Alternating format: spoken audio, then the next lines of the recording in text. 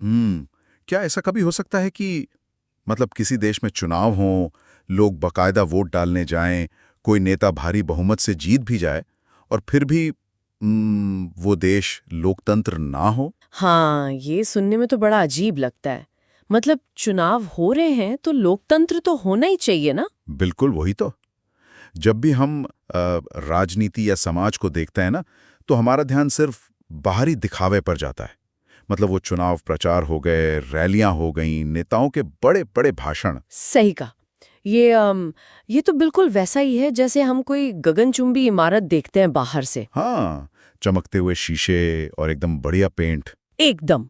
लेकिन जो चीज उस इतनी बड़ी इमारत को असल में खड़ा रखती है ना, मतलब वो जमीन के नीचे जो कंक्रीट की नींव है, पिलर्स का जो पूरा जाल है, वो तो हमें कभी दिखाई नहीं देता। और मानव समाज और हमारी जो राजनीतिक व्यवस्थाएं हैं, वो भी तो बिल्कुल इसी तरह काम करती हैं ना। बिल्कुल इसी तरह हम अक्सर मान लेते हैं कि जो सतह पर हमें दिख रहा है बस वही पूरी सच्चाई है। लेकिन सतह के नीचे विचारों का एक पूरा का पूरा नेटवर्क होता है। और इसीलिए आज की इस गहन चर्चा का यानी इस डीप डाइव का जो मिशन है ना, वो उन्हीं अदृश्य विचारों को, उस बुनियादी ढांचे को डिकोड करना है। हाँ, क्योंकि ये सिर्फ कोई किताबी ज्ञान नहीं है। ये हमारे रोजमर्रा के जीवन का, अगर मैं कहूँ तो, एक ऑपरेटिंग सिस्टम है। सही शब्द इस्तेमाल किया आपने, ऑपरेटिंग सिस्टम। तो श्रोताओं को बता दूं कि आज हमारे मेज पर एनसीईआरटी राजनीति विज्ञान यानी पॉलिटी के गहन विश्लेषण से जुड़े दस्तावेजों का एक बहुत बड़ा स्टैक रखा है। इसमें लोकतंत्र, संविधान। और मतलब इन भारी भरकम स्रोतों को हम आज सिर्फ रटने नहीं वाले हैं। बिल्कुल नहीं। हम इनके पीछे का जो असली विज्ञान है ना, उसे समझेंगे। देखिए, अगर हम इसे एक व्यापक संदर्भ से जोड़ें तो ये जो सिद्धांत हैं यही तय करते हैं कि एक समाज के रूप में हम कितने परिपक्व हुए हैं। तो चलिए फिर शुरुआत करते हैं। सबसे पहले उस शब्द को लेते हैं जिसे सुनकर ही अक्सर लोगों के माथे पर सिलवटें पड़ जाती हैं, राजनीति। ओह हाँ, राजनीति। मतलब नाम सुनते ही लोगों को लगता है कि कुछ खराबी होगा। हाँ ना। स्रोतों में भी साफ लिखा है कि इसकी एक बड़ी नकारात्मक छवि है। मतलब लोगों के दिमाग में राजनीति का मतलब है भ्रष्टाचार, सत्ता की भूख या फिर बस अपना स्वार्थ। और ये धारणा बहुत गहरी है समाज में। लेकिन यहीं पर हमारे दस्तावेजों में महात्मा गांधी का एक बहुत ही दिलचस्प और गहरा विचार सामने आता है। उन्होंने राजनीति की तुलना ना सांप की कुंडली से की थी। एक सेकंड, सांप की कुंडली? मतलब वो जो सांप गोल गोल घूम कर बैठ जाता है? बिल्कुल वही। अब सोचिए, जब एक बहुत बड़ा सांप ऐसे कुंडली मारकर बैठता है तो क्या कोई भी इंसान उसके बीच से आसानी से निकल सकता है? नहीं, आप तो पूरी तरह से फंस जाएंगे उसमें। बस गांधी जी यही समझाना चाहते थे। मतलब हम राजनीति से बचकर भाग ही नहीं सकते। कोई भी ये दावा नहीं कर सकता कि अरे मुझे तो राजनीति से कोई लेना देना नहीं है, क्योंकि राजनीति को आपसे लेना देना है। मतलब अगर मैं कहूं कि मुझे कोई परवाह नहीं है सरकार क्या कर रही है, तब भी उनकी नीतियां मुझ पर असर डालेंगी ही। बिल्कुल डालेंगी। देखिए, सरकार की एक छोटी सी नीति भी ये तय कर सकती है कि आपके बैंक खाते में कितना पैसा बचेगा, या आप जिस हवा में सांस ले रहे हैं वो कितनी साफ होगी। तो ये कोई ऐसा खेल नहीं है जिसे हम बस बाहर बैठकर देख लें। हम सब इसी मैदान में हैं। और इस मैदान का जो सबसे बड़ा और बुनियादी नियम है वो है स्वतंत्रता। अब हमारे दस्तावेजों में स्वतंत्रता को दो हिस्सों में बांटा गया है, नेगेटिव लिबर्टी और पॉजिटिव लिबर्टी। हाँ, और अक्सर लोग नेगेटिव शब्द सुनकर कंफ्यूज हो जाते हैं। वही तो, नेगेटिव सुनकर तो लगता है जैसे कुछ बहुत बुरा हो रहा है। इसका यहाँ क्या मतलब है? राजनीति विज्ञान में ना नेगेटिव का मतलब बुरा नहीं होता। इसका सीधा सा अर्थ है अनुपस्थिति। अनुपस्थिति मतलब किसी चीज का ना होना। हाँ, बाहरी बाधाओं का ना होना। मतलब आपके निजी जीवन में सरकार या किसी और का कोई बेवजह का दखल नहीं होना चाहिए। लेकिन ये सिर्फ आधी कहानी है। इसे पिंजरे में बंद पक्षी के उदाहरण से समझते हैं। अच्छा, तो मान लेते हैं कि एक पक्षी है जो पिंजरे में बंद है। ठीक है। अब अगर कोई आकर उस पिंजरे का दरवाजा बस खोल दे तो वो हो गई नेगेटिव लिबर्टी। मतलब अब बाहर से कोई बाधा नहीं है, उसे कोई रोक नहीं रहा है। तो दरवाजा खुल गया, अब वो उड़ सकता है। लेकिन एक सेकंड, यहीं पॉजिटिव लिबर्टी का सवाल आता है। क्या उस पक्षी के पास उड़ने के लिए मजबूत पंख है? ओह, मतलब अगर वो कमजोर है तो? वही ना, अगर किसी ने उसके पंख ही काट दिए हों पहले से, या वो भूख से इतना कमजोर हो गया हो कि दरवाजा खुला होने पर भी उड़ ही ना पाए, तो उस खुले पिंजरे का क्या फायदा? पॉजिटिव लिबर्टी का मतलब सिर्फ बाधा हटाना नहीं है, बल्कि क्षमता को विकसित करने का अवसर देना भी है। ये बात तो है। और यहीं पर ना मुझे एक बहुत बड़ा विरोधाभास नजर आता है। मतलब हमारे स्रोतों में कार्ल मार्क्स और बी आर अम्बेडकर जैसे विचारकों का जिक्र है, जिन्होंने ठीक इसी बात पर सवाल उठाया था। बिल्कुल उठाया था। मतलब सोचिए ना, एक मजदूर जो खदान में 16-16 घंटे काम कर रहा है, या कोई जो सिर्फ 2 वक्त की रोटी के लिए संघर्ष कर रहा है, उसके लिए इस खुले पिंजरे का मतलब ही क्या है? क्या एक भूखे इंसान को आज़ादी का एहसास हो सकता है? ये बहुत ही बुनियादी सवाल है। यहाँ जो बात सबसे आकर्षक है वो ये है कि बिना आर्थिक समानता और सामाजिक न्याय के स्वतंत्रता सिर्फ एक खिलौना बनकर रह जाती है, और वो भी सिर्फ अमीरों का खिलौना। सही बात है। अंबेडकर ने भारतीय समाज की जमीनी हकीकत देखी थी। उन्होंने महसूस किया कि ऐतिहासिक अन्यायों की वजह से ना समाज के एक बहुत बड़ा वर्ग पहले से ही अपंग कर दिया गया है। तो कागज पर बस ये लिख देने से कि सब आजाद हैं, कुछ नहीं बदलने वाला। बिल्कुल नहीं। जब तक आप जमीनी स्तर पर उन कमजोर वर्गों के लिए विशेष सुरक्षा या उपाय नहीं करते, तब तक सच्ची आजादी आ ही नहीं सकती। और ये जो बात है ना, ये हमें सीधे समानता के उस बेहद जटिल विचार पर ले जाती है, जिस पर शायद आज सबसे ज्यादा बहस होती है। हाँ, समानता और न्याय का मुद्दा। देखिए, हमारे संविधान का अनुच्छेद 15 साफ कहता है कि किसी के साथ भेदभाव नहीं होगा। ये तो हो गई औपचारिक समानता। लेकिन दूसरी तरफ आरक्षण, या जिसे हम सकारात्मक कार्रवाई कहते हैं, वो भी लागू है। हाँ, अफर्मेटिव एक्शन। तो सतह से देखने पर तो कोई भी आम इंसान यही पूछेगा ना कि भाई जब भेदभाव खत्म करना है तो फिर ये अलग से नीतियां क्यों? ये तो विरोधाभास लगता है।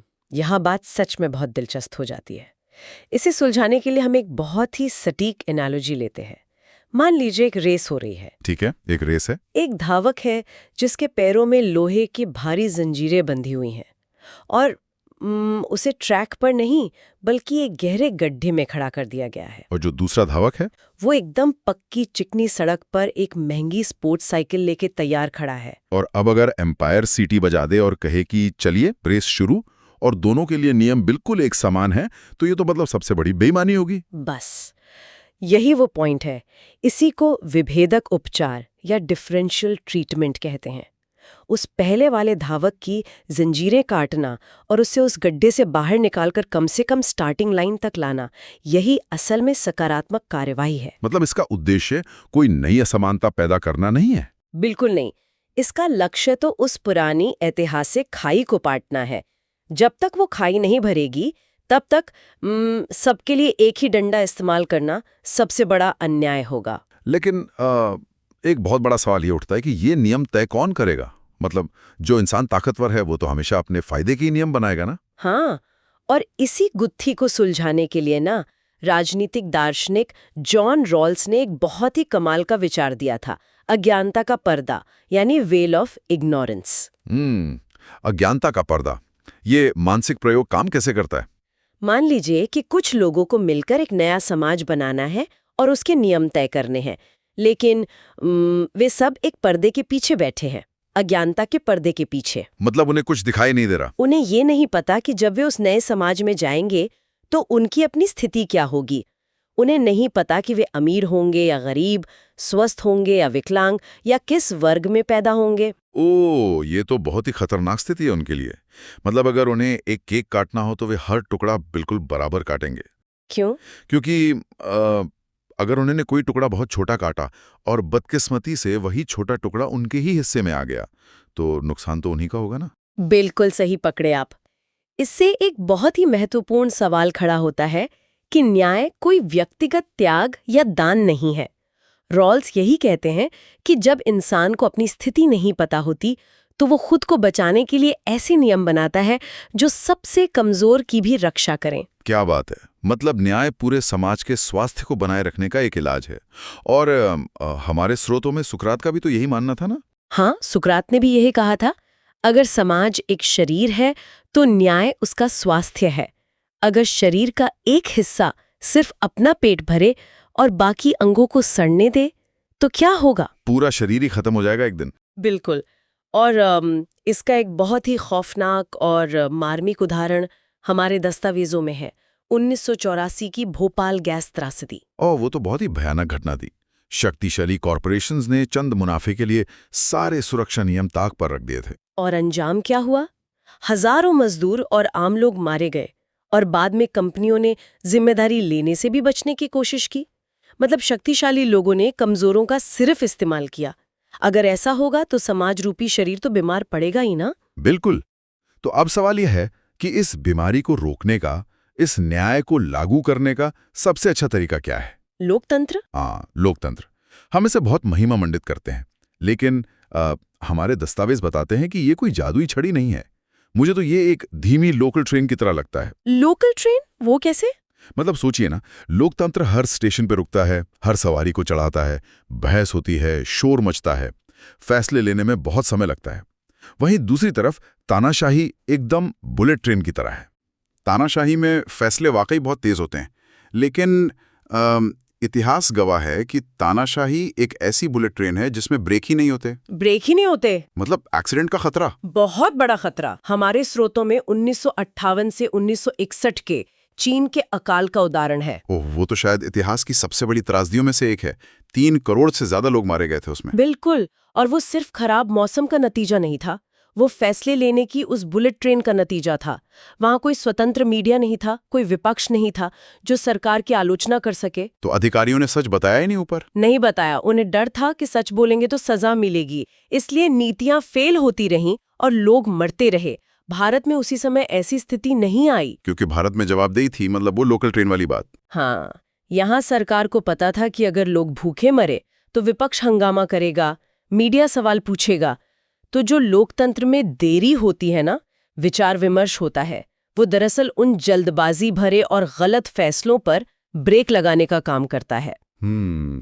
ये बात तो बहुत सही है। लेकिन एक मिनट, तो इस सब का असल में क्या मतलब है? क्या सिर्फ चुनाव होना ही लोकतंत्र है? नहीं, बिल्कुल नहीं। क्योंकि अगर हम जिम्बाब्वे के रॉबर्ट मुगाबे को देखें तो वो तो बहुत लोकप्रिय थे, चुनाव भी जीत रहे थे, फिर उन्हें तानाशाह क्यों कहा गया? ये बहुत आम गलतफहमी है। लोकतंत्र और लोकप्रियता दोनों अलग अलग चीजें हैं। मुगाबे लोकप्रिय थे, लेकिन उन्होंने सत्ता में बने रहने के लिए खेल के नियम ही बदल दिए। अच्छा, मतलब अंपायर भी अपना, पिच भी अपनी। बिल्कुल। उन्होंने मीडिया पर कब्जा कर लिया, विपक्ष को कुचल दिया। और यहीं पर ना दो चीजों का फर्क समझना जरूरी है। कानून का शासन यानी रूल ऑफ लॉ और कानून के जरिए शासन यानी रूल बाय लॉ। इन दोनों में क्या फर्क है? सुनने में तो एक जैसी लगते हैं। बहुत बड़ा फर्क है। कानून का शासन मतलब कानून सबसे ऊपर है, चाहे नेता कितना भी लोकप्रिय क्यों ना हो। लेकिन मुगाबे ने कानून के जरिए शासन किया। मतलब कानून का इस्तेमाल एक हथियार की तरह किया। एकदम सही, अपने विरोधियों को दबाने के लिए। और जब ऐसा होता है ना, तो एक चुनी हुई सरकार भी तानाशाही बन जाती है। तो इसका मतलब है कि एक मजबूत संविधान का होना सबसे ज्यादा जरूरी है। बिल्कुल। और जब संविधान की बात आती है तो हमारे भारतीय संविधान पर अक्सर एक आलोचना होती है। लोग कहते हैं कि ये तो बस दुनिया भर के संविधानों का कॉपी पेस्ट है। हाँ, ये बहुत सुना है मैंने भी। तो मतलब कहीं से कुछ उठा लिया, कहीं से कुछ और किताब बना दी। क्या हम इसे एक हाई परफॉर्मेंस कस्टम पीसी बनाने की प्रक्रिया की तरह नहीं देख सकते? कस्टम पीसी, ये बहुत ही बढ़िया उपमा है ना? मतलब जैसे प्रोसेसर एक अच्छी कंपनी से लिया, रैम दूसरी जगह से ली, लेकिन पूरा सिस्टम अपनी खास जरूरत के हिसाब से असेंबल किया। एकदम सटीक। संविधान निर्माताओं ने भी बिल्कुल यही किया था। ये कोई अंधानुकरण या कॉपी पेस्ट नहीं था। उन्होंने फ्रांस से समानता और स्वतंत्रता के विचार लिए, आयरलैंड से नीति निदेशक तत्व लिए, अमेरिका से मौलिक अधिकार, हाँ, और ब्रिटेन से संसदीय प्रणाली ली। लेकिन इन सबको भारत की मिट्टी के हिसाब से ढाला गया। आपको पता है, संविधान सभा में 114 दिन तक बेहद सघन चर्चा हुई थी। 114 दिन, और शायद हजारों संशोधनों पर बहस भी हुई थी। 2000 से अधिक संशोधनों पर तो बाकायदा एक-एक करके बहस हुई थी। तो ये कोई जड़ किताब नहीं है, ये एक जीवंत दस्तावेज है, एक लिविंग डॉक्यूमेंट। अनुच्छेद 368 के तहत इसमें बदलाव करने की पूरी प्रक्रिया दी गई है। लेकिन यहाँ एक सवाल आता है, अगर संसद सब कुछ बदल सकती है तो क्या वे पूरे ऑपरेटिंग सिस्टम का सोर्स कोड ही डिलीट कर सकते हैं? मतलब अगर किसी के पास भारी बहुमत हो तो क्या वो सब कुछ पलट सकता है? ये भारत के इतिहास का सबसे बड़ा सवाल था। अच्छा। और इसका जवाब हमें मिला ऐतिहासिक केशवानंद भारती केस में। अच्छा, उसमें क्या हुआ था? न्यायपालिका ने एक सिद्धांत दिया, मूल ढांचे का सिद्धांत, यानी बेसिक स्ट्रक्चर। सुप्रीम कोर्ट ने कहा कि देखिए, आप संविधान रूपी इमारत की बालकनी का रंग बदल सकते हैं, ठीक है। आप खिड़कियां बदल सकते हैं, लेकिन आप उसकी बुनियादी नींव को नहीं तोड़ सकते। मतलब लोकतंत्र, धर्मनिरपेक्षता, ये सब नींव है? बिल्कुल, आप इस सोर्स कोड को डिलीट नहीं कर सकते। वाह। तो मतलब आज हमने जो भी डिकोड किया ना, चाहे वो समानता स्थापित करने का वो जटिल विज्ञान हो या वो धीमी लोकल ट्रेन जैसा हमारा सुरक्षित लोकतंत्र हो, हाँ, या फिर ये कस्टम पीसी जैसा हमारा बेहतरीन संविधान, ये सब कोई हवाई बातें नहीं है। ये वो असल नियम है जो तय करते हैं कि समाज के सबसे कमजोर इंसान को भी गरिमा मिलेगी या नहीं। एकदम सही। और ये नियम तभी काम करते हैं जब हम सब जागरूक रहें। बिल्कुल। और श्रोताओं, इस चर्चा को खत्म करने से पहले हम आपको एक विचार के साथ छोड़ना चाहते हैं। हमने आज जॉन रॉल्स के अज्ञानता के पर्दे यानी वेल ऑफ इग्नोरेंस की बात की। हाँ, कि कैसे ये सामाजिक न्याय लाता है। जरा सोचिए, अगर हम इसी सिद्धांत को आज की सबसे बड़ी समस्या जलवायु परिवर्तन यानी क्लाइमेट चेंज की नीतियों पर लागू करें। ये तो बहुत ही गहरा विचार है ना? मतलब यदि आज जो नीतियां बना रहे हैं दुनिया भर के नेता, उन्हें ये ना पता हो कि भविष्य में वे दुनिया के किस हिस्से में पैदा होंगे, मतलब वो किसी सुरक्षित अमीर देश में पैदा होंगे या फिर समुद्र में डूबते हुए किसी बहुत ही गरीब द्वीप पर। अगर उन्हें ये ना पता हो तो क्या वे आज भी पर्यावरण बचाने से ज्यादा अपने आर्थिक विकास और मुनाफे को अहमियत देंगे? शायद बिल्कुल नहीं, क्योंकि तब उन्हें डर होगा कि कहीं वो डूबने वाले द्वीप पर पैदा ना हो जाएं। सच में ये नजरिया चीजों को देखने का तरीका ही बदल देता है। तो इसी विचार के साथ आप भी इस विषय पर खुद गहराई से सोचिएगा। आज के इस डीप डाइव में बस इतना ही। बिल्कुल। अगले विश्लेषण तक ऐसे ही नए नए सवाल पूछते रहिए।